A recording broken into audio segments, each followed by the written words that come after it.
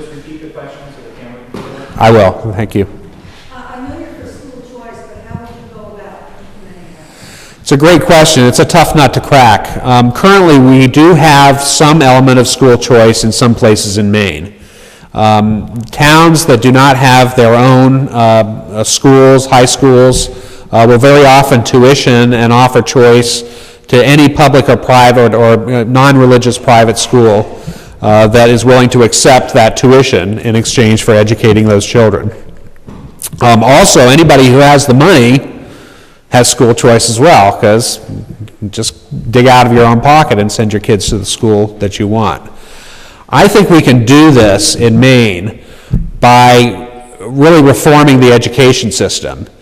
And in exchange for additional dollars from the state for high school education, have those dollars transportable so they can be taken anywhere from district to district.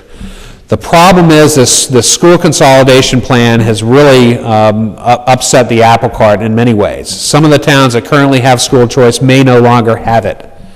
And I'd like to see a better system put in place where state dollars can be taken with the child to the school of their choice. I think that will improve all schools.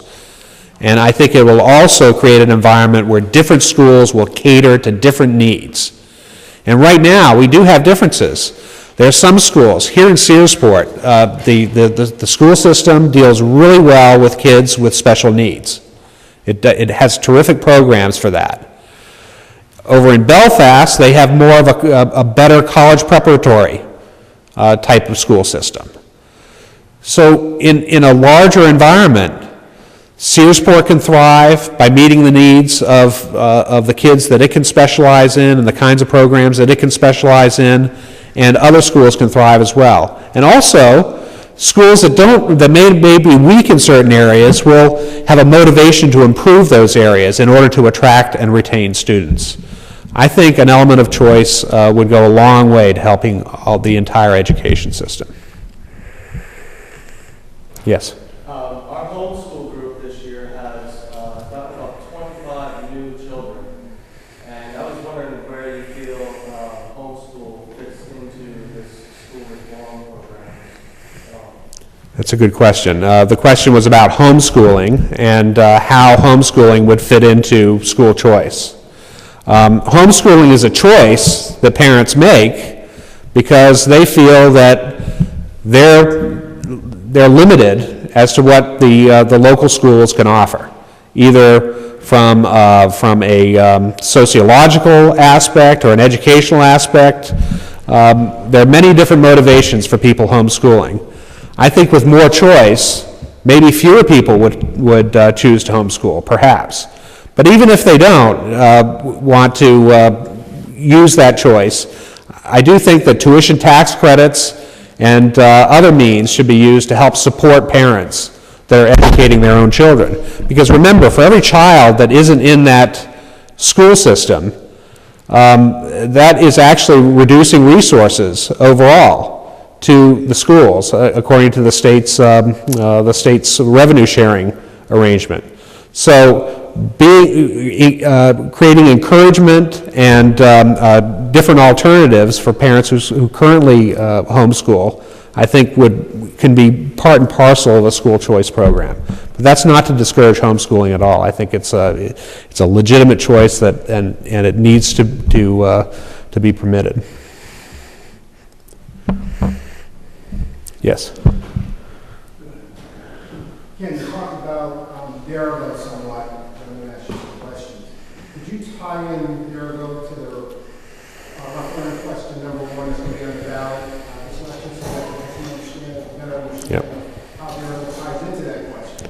Thank you. The question is, how does the Derigo Health tie into question one? And the two are intimately related.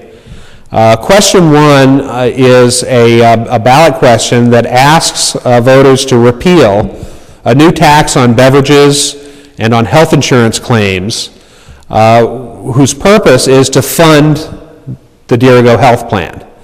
Currently, the Derigo Health Plan relies on this SOP, this savings offset payment.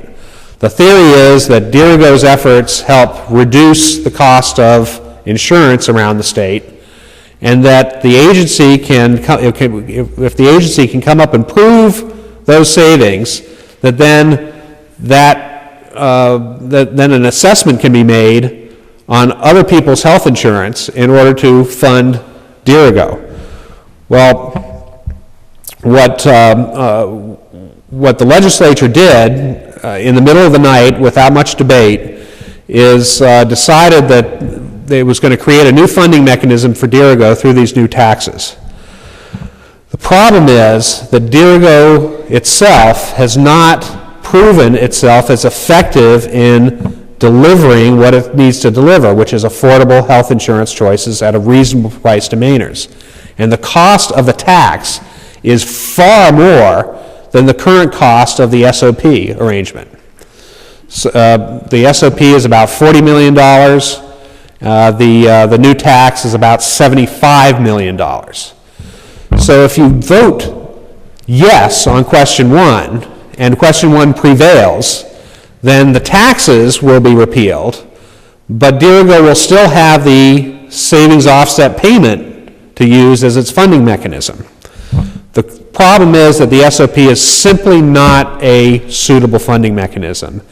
And what I think the passage of question 1 will do is offer us an opportunity in the legislature to go back to the drawing board with Dirigo and come up with a completely new program that can offer extensive affordable health insurance, particularly to self-employed people, by using proven methods and proven results from other states.